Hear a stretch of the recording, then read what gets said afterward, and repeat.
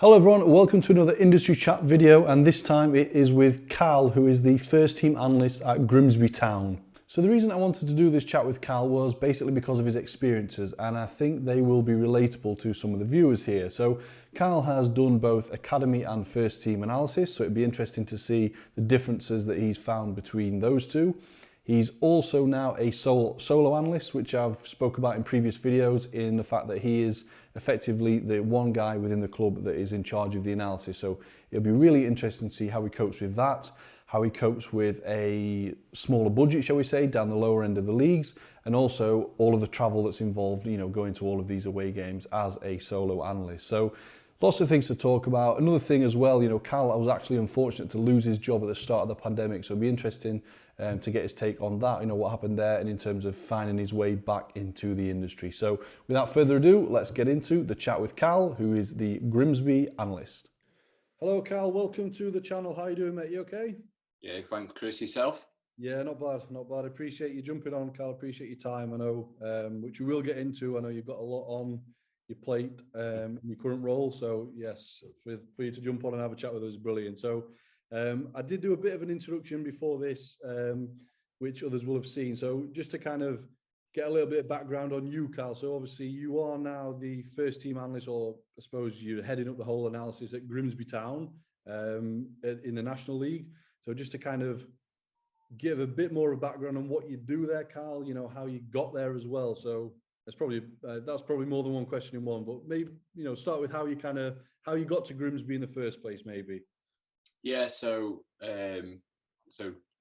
take it right back to the beginning then. So went to Chester Uni, did sports science degree there. Within that, did a couple of internships, placements. Yep.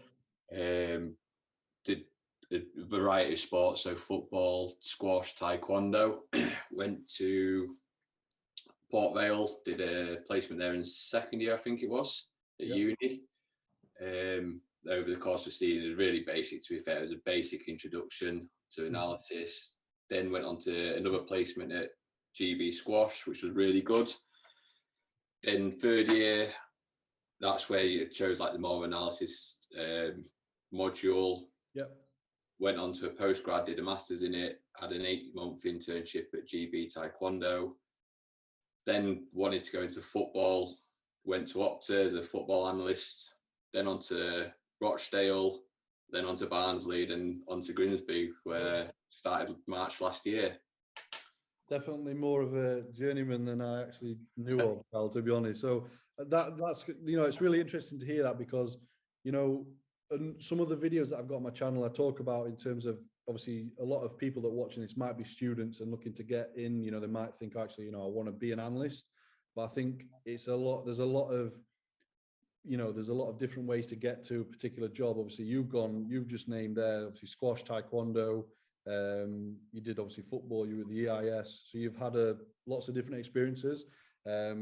And I'm presuming some of them were unpaid at the start, I would presume. Were they like placements with, you said, when you were doing your actual degree?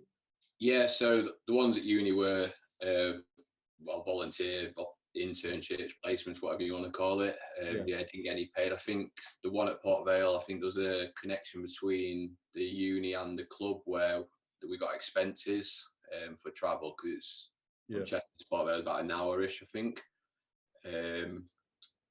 And then, same for when we was in Manchester with the EIS, it was more just expenses we got. Opta was paid as part-time. It was just a match day, so it was either a Saturday or a Tuesday evening. I think it was £25 or £30, I think, for the 2-hour work. It was literally just inputting data, statistics. It was fed the video printers for BBC and Sky. Okay, then I wanted to go more into like a club rather than like an organisation. So applied for an internship that came up at Rochdale. That was originally volunteering, and within about a month, I think, his expenses, and then did that for about a year on expenses, and then I got offered like a full-time position there. Okay, now that's interesting. So so obviously, like myself, obviously I did internships paid. Some you don't even get expenses, do you? So it's difficult, especially if you've got to travel like you say, half an hour to get there. It's very difficult to obviously take that out of your own pocket. So yeah, you mentioned kind of you've obviously in football now, and you've had football focus in terms of Rochdale, Barnsley, then Grimsby. So was when you first got into analysis, was it analysis in football that interests you, or was it just analysis? Like, at what point did you want, or have you always been? Is football always been your main sport, effectively? No, football's kind of my background, my sport as such. It's the one I grew up watching, playing, being more passionate about. But I think going through uni, it was one of the first ones was with squash. And to be honest, I wanted to go into more individual sports, actually work with an individual athlete or a group of individual athletes. So, for example, if you're looking at taekwondo, it's more weight categories or like genders and things like that, rather than team-based sports. And then it just kind of, the opportunities were more limited in them areas. And then there's team sports like cricket, football, cricket, rugby. I don't know anything about them. If you're going to do a job, you need to know what you're talking about. So it does. You might argue I blag it a little bit in football. Well, yeah. I mean, I'm not going to say anything like that, Carl. I'm sure you know what you're doing. So, but no, that is interesting. And I think I have also spoke about in the past in terms of, don't turn your nose up at other sports. Maybe, you're not kind of, it might not be your first and main passion, but if there's an opportunity elsewhere, go ahead and grab it, because you might learn skills in that sport that you can apply to your actual main sport, and it just keeps your options open, I would say. So you've definitely done that and kind of dabbled in all sorts there. So it's really interesting. Well, to be honest with that, like the link with that. So from the squash one, that's kind of where I got an interest in it. Before I did that, I didn't really know anything about analysis. Like at Chester at the time, we didn't do analysis topic until end of second year. So you didn't really have any exposure to it, and that was kind of the first real exposure to it. Yeah, that to be fair, my course was the same. I don't think we did analysis until partway through the second year.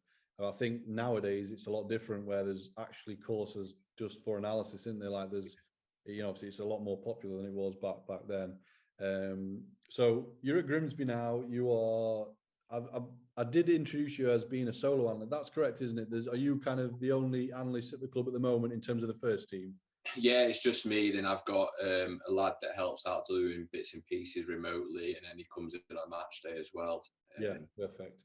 Okay, so that's interesting, because again, another thing I did mention is the fact that you are working. So we've said Grimsby are in the National League, so you're not, you're not sat on a huge budget there. So you've got to work with what you've got, and I think that's always interesting, because as the analyst in the National League team, you're not gonna have the tools that an analyst in the Premier League club would have. So it's about managing what you've got and getting the best from that, I would say. So the whole kind of, I know you mentioned you've obviously got the guy doing remote stuff and helping you out, but day to day, you've got a lot to do for yourself in terms of your workload, and you've also got a lot of traveling to do, because every time I speak to you, you're telling me about an away journey that you've got coming up, like Dover or something like that. So there's a lot of traveling involved. So I did want to speak about that. So again, it links to your budget. You're not flying about in planes and all that sort of stuff. It's the old fashioned on a coach all the way down for probably 8 hours down to the bottom of the country. So how do you kind of cope with that, Carl?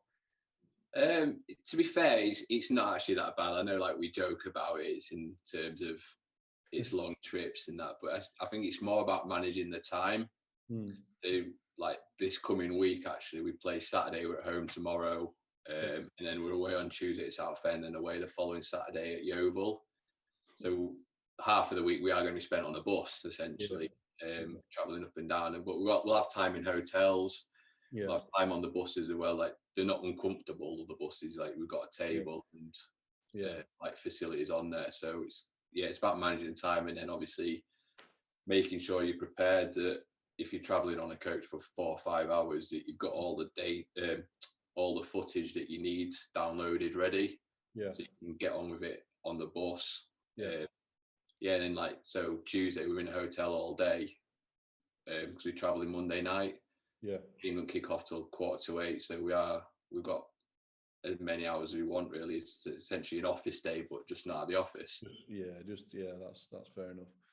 Yeah, no, that's because I mean, there is some big journeys though in your league, isn't there? Like, there's some really. Yeah. Well, in fact, what was the one you were telling me about? Like, you travelled down and it got postponed a couple of hours before the game, was it? So Southend, it was a couple of weeks ago. Travelled down. I think it was meant to be the Friday night game, so 7:45 kickoff. Went down the Thursday. Yeah. Had all day in the hotel. It was when there's the storm actually. The really bad winds, and our hotel was overlooking the sea. Yeah. You could see how bad it was. Yeah. And like, as the day went on, we thought, oh, it's getting easy. The storm's dying down now. They must be on. If they're not called off now, they're probably not going to. Literally, we did the pre-match video just before we were about to eat, and the gaffer's phone was ringing. So we did the video, went and answered it after the meeting. He's like, oh yeah, the game's off. So back on the bus, straight back home.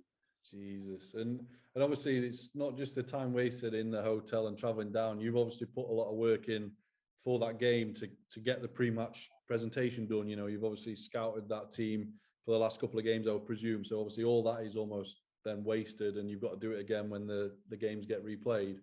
Yeah, that's the toughest part of it, is having to then watch, because we watch 3 games in opposition. And then we compile our videos and information around those 3 games, as well as pulling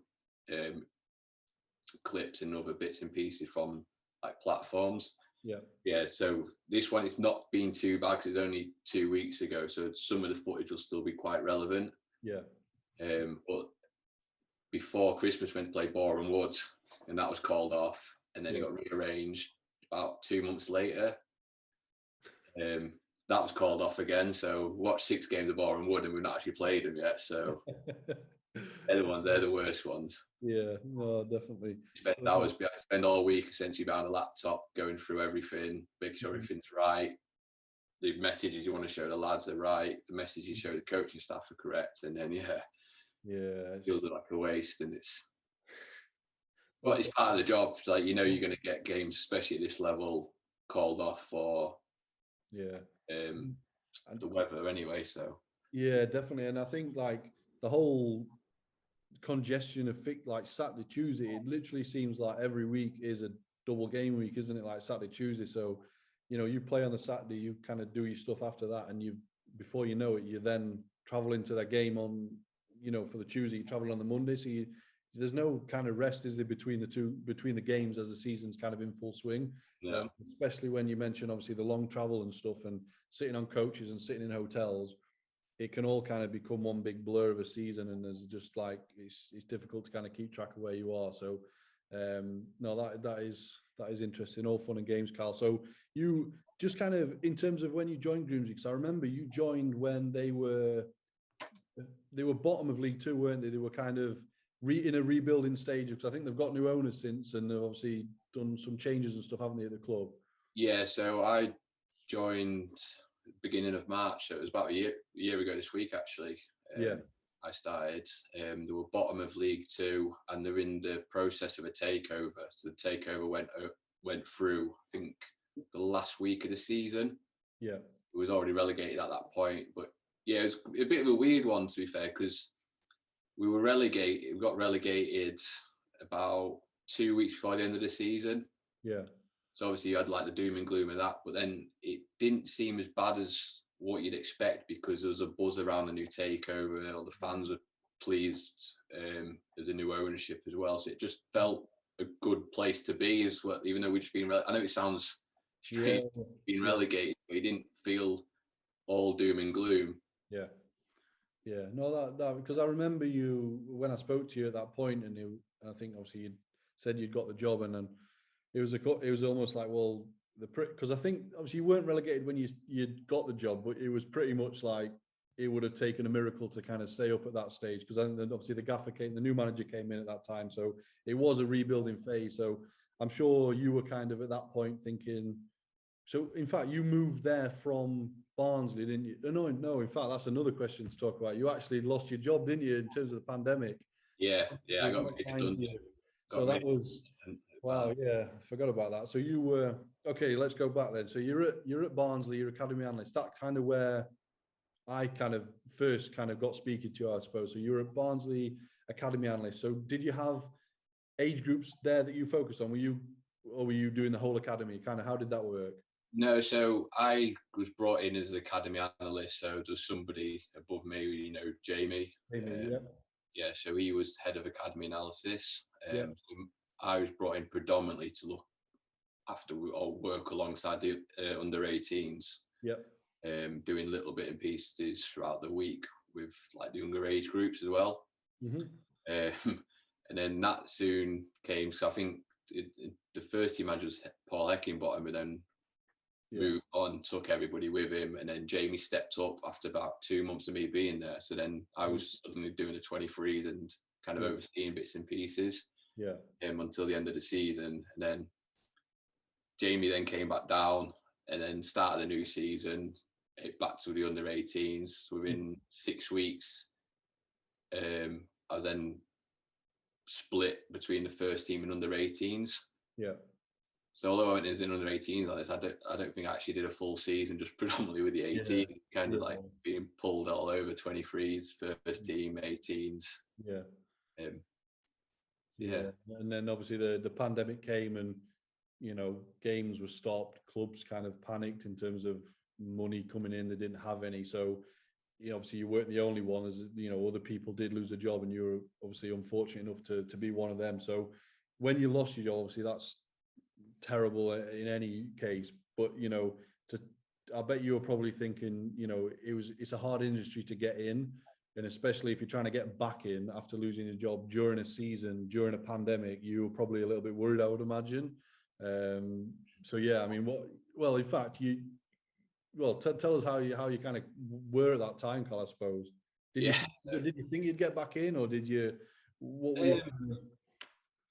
There was obviously a worry because we got furloughed. So right at the start of the pandemic, coming into March, the games were getting called off, and then we were told, we'd like 2 week break, thinking, right, we're back in 2 weeks, and then that soon became 3 weeks, 4 weeks, so on. It was like 4 months later, we got furloughed.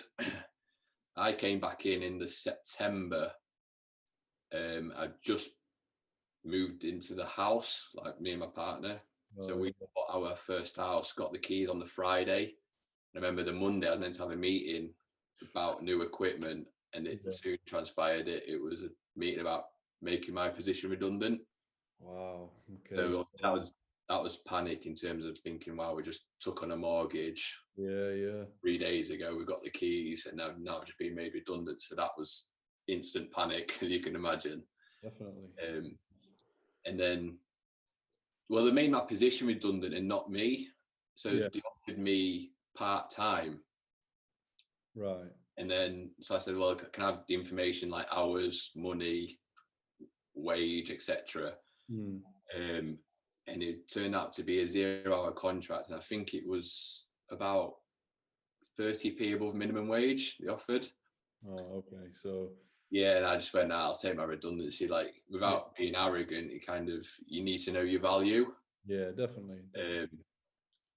And I don't mean that to be arrogant, thinking, I should be on a lot more than that. But I've done a degree, master's, a number of years experience, and to offer that, I thought it was a bit of an insult at the time. Yeah, 100%. No, I think I'd be exactly the same. I mean, so you obviously, you've gone through the initial panic of, you know, you've just got your mortgage, which is obviously a big stage anyway. So now you've got no job. So I remember speaking to you at this time, actually, because we were kind of in touch during that period, and you went, obviously you needed a job, and there was obviously no one was hiring analysts at that time. There was no football club in the probably world hiring analysts. So you needed something to kind of pay the bill. So you did actually get another job totally out of the sector, didn't you? In terms of what was that, survey? Something? Talk us through it, Kal. What was it? Yeah. So after obviously, when I got told I was being made redundant, and the panic settling, like once it calmed down a little bit, and then I think I reached out to a few contacts. So I reached out to yourself, other people, just to see if put the feelers out really, and see what was out there, if anything was coming up, or if anything was to come up, kind of get in front of the queue in terms of finding out about it.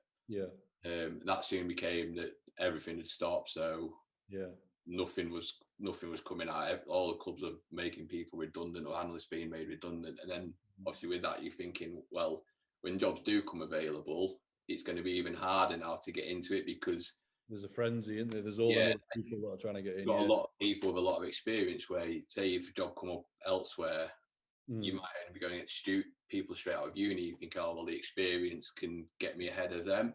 Yeah. Then they're suddenly in a pool of people where people had more experience than I did. So yeah, then it came, nothing was happening. I thought, well, I need to get a job just to pay the bills and the mortgage. And then I applied for, I can't remember the title was, trainee utility surveyor.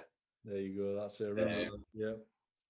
And then, the guy contacted me, had an interview, got the job. And then I just obviously accepted it just to have some money coming in. Yeah. And it's quite lucky, to be fair. I think it was the end of September they offered me the job, so I wasn't out of work as such. Yeah. Good. Kind of went straight in from Barnsley straight into that. And then did that for 5 months. It wasn't really for me, you could say, but I said, like, you had to do what I had to do to definitely pay the mortgage and pay the bills. Yeah, no, it's interesting, and it again just highlights the job security factor within football. Obviously, nobody seen the pandemic coming, but I think it's still apparent. Obviously, you can lose your job for other reasons, not just obviously a pandemic. Like a manager leaves, your job might not be needed. You might bring someone else in. So there is there's always that element of not having the most secure job in the world when you're a football analyst, I would say.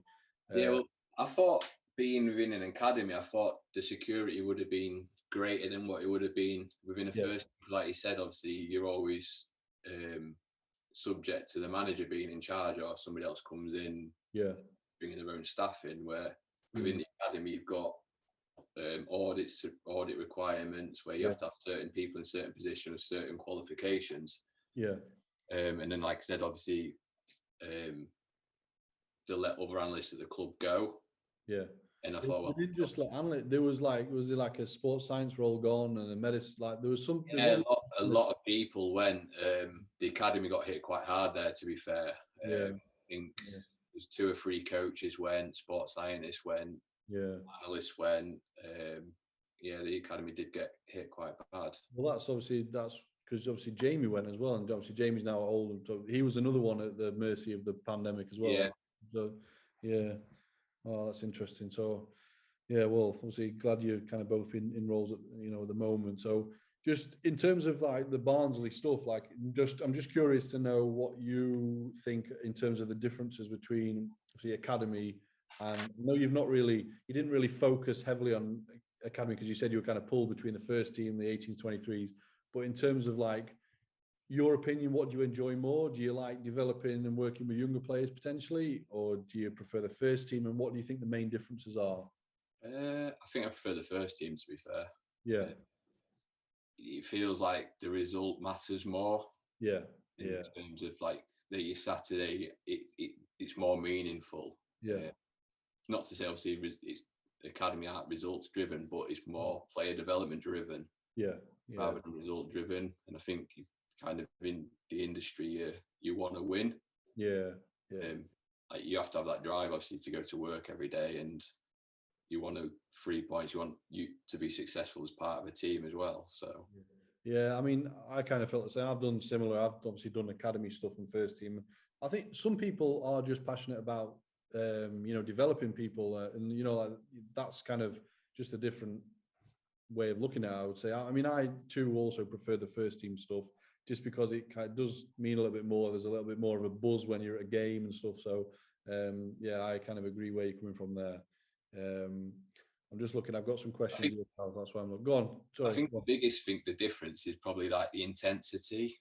In terms of like, I think academy obviously it's more relaxed because it's not results driven, where people's jobs rely on like the small bit of that you provide or the small bit that you do.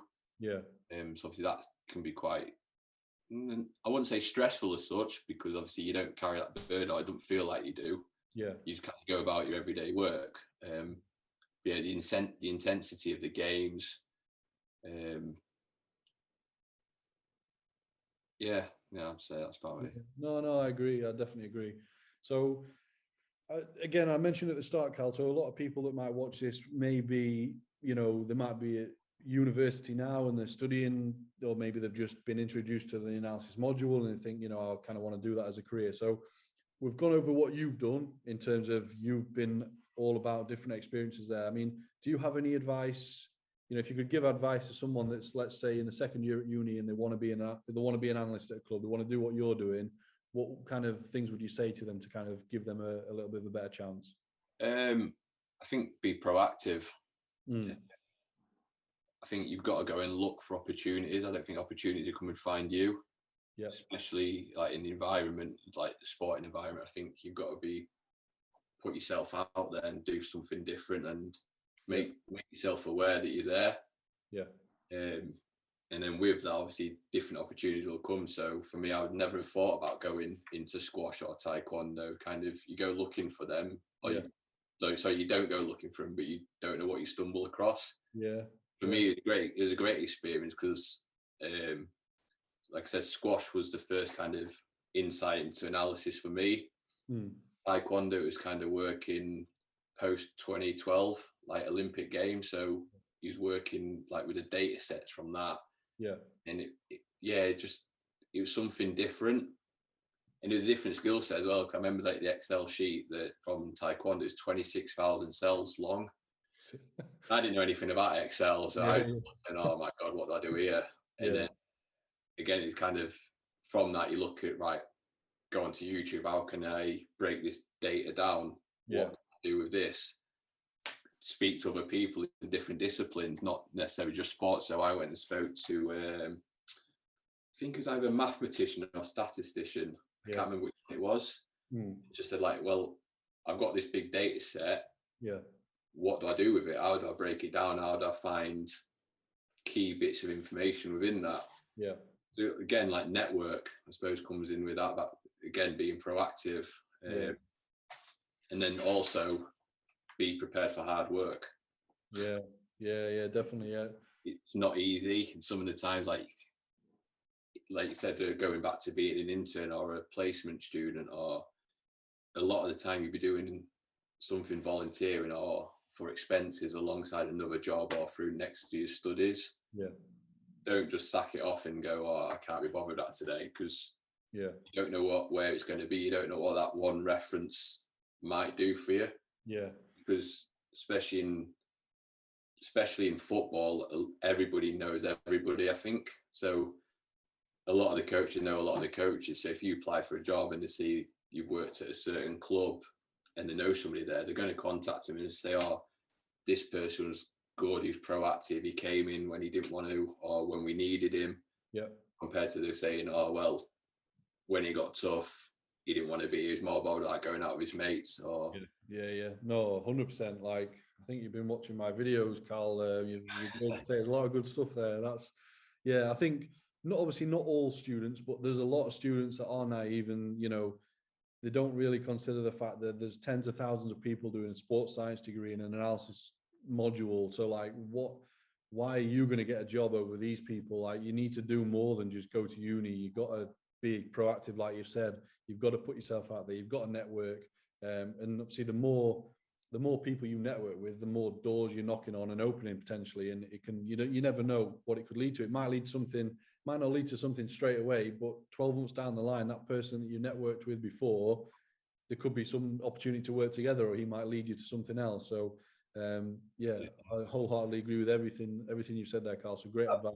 I think we've all been guilty of it a little bit, haven't we? Because I remember like my first ever placement at uni, kind of, I think it was every Tuesday, Thursday evening. It was in the beginning of second year, and kind of just trying to be out with your mates on a Tuesday and Thursday night, like. And you're thinking, oh, I don't want to be here. Like, I'd rather be out somewhere but where I am stood outside watching the under 15s, and it's absolutely battering it down with rainy on top of a hill. It's freezing cold in the middle of winter. I mean, we used to film Sheffield United. We used to film from the top of the literally the roof of the training ground or clubhouse or whatever. So we had to put up like ladders, like as if like we were I mean, I don't know if I should be saying this, probably against health and safety, but we used to climb up like a window cleaner, literally stand on the top and film the games from there. And when it was windy, I mean, it was a different climate up there. You know, you'd go up and you'd be freezing, you'd come down and it'd be all right. So yeah, you've got to do a lot of that if you want to get a job. It's not all glamorous, is it? So so no, that's brilliant, Kal. I don't know if you even caught the last one I did, but I did one of these before, and I had some quick fire questions, and I want to do the same, literally the same questions. I want to see how your answers compare to the previous guy that I spoke to. So all it is, Kal, is I'm going to name you some players, all well-known players. You're just going to tell me who you'd rather have in your team in their prime. So if you're the manager of this team, who you're picking out of these players. So I think there's like 10 different choices. So and it's quick fire, so I don't want you to be thinking too hard about these. So first one we have Patrick Vieira or Roy Keane? Roy Keane. Haaland or Lewandowski? Lewandowski. Gerard Lampard? Lampard. Henry Drogba? Henry. Ronaldinho or Zidane? Oh wow, Zidane. Kaka or Figo? Kaka. John Terry or Rio Ferdinand? Terry. Neymar, Mbappe? Mbappe. Wayne Rooney or Harry Kane? Kane. And Xavi or Iniesta? Oh wow. Iniesta. That was the same reaction to the last guy that did it. Like the last one. The hardest one. Took a little step back in his chair and just couldn't decide. So no, that's perfect. I can't remember all of his answers, so it'd be interesting to see who you say the same and who you say different. So, well, no, that's cool, Kal. Like I've gone over what we kind of wanted to speak about. Is any closing remarks from you, mate, or anything else? No, I think we've covered everything. To be fair, yeah. I would say anybody who wants to aspire to be an analyst, make sure you try and learn about technology, because everybody puts that on them. Anything that doesn't work on a computer, you're expected to fix it. TV doesn't work, you're expected to fix it. The printer doesn't work, you're expected to fix it. You know, Kal, right? So there's a video I've done, and it's going out next week. It's already scheduled, already online, and it covers exactly that. And because we had the same thing. Like when I was at Sheffield, we were always, if the printer was fixed, it was knock on the analyst door, and like somehow we were, you know, I was a printer expert, you know, toners and all that sort of stuff. But yeah, in fact, I'm going to tell you a story. So like when I was at Brighton, in fact, one of the coaches, he'd got a DVD of a game or whatever. So, and he'd got a MacBook. So, you know, like on a Mac, the DVD drive's obviously just on the side. So he'd slid the DVD in, or he thought he slid the DVD in. So he's put the DVD in, it won't play. So then obviously he's come to the analyst and said, I've put this DVD in, it's not working. So we're trying to eject it, you know, trying to find out what's happened with it. Like 10 minutes just trying to sort this out. And then we're like, look, I tell you what, Vic, let me just take the Mac and I'll sort it out in our office. Pick the Mac up, the DVD's underneath the Mac. You'd only slid it underneath, but no, you don't put it in. So that was quite funny. Oh God, yeah. So some of the coaches aren't too technological. So yeah, you will be burdened with that. So I don't know where they seem to think we took an IT course at somewhere along the line, or yeah, no, that is definitely the case. That is definitely the case. So who you got tomorrow, Kal? Just remind me who you got. We've got Woking at home. Woking at home. Okay, so I'm not sure when this video is going to go out, but hopefully you beat Woking at home. You're just outside the playoffs, aren't you? If I remember right, you're just a couple of points outside there. So hopefully by the time it goes out, you've crept back in there. So yeah, that's everything, Kal. So appreciate your time, mate. Good luck tomorrow. Have a nice weekend, mate, and I will catch up with you soon. Cheers. Nice one, mate. Take care. See you later. Bye.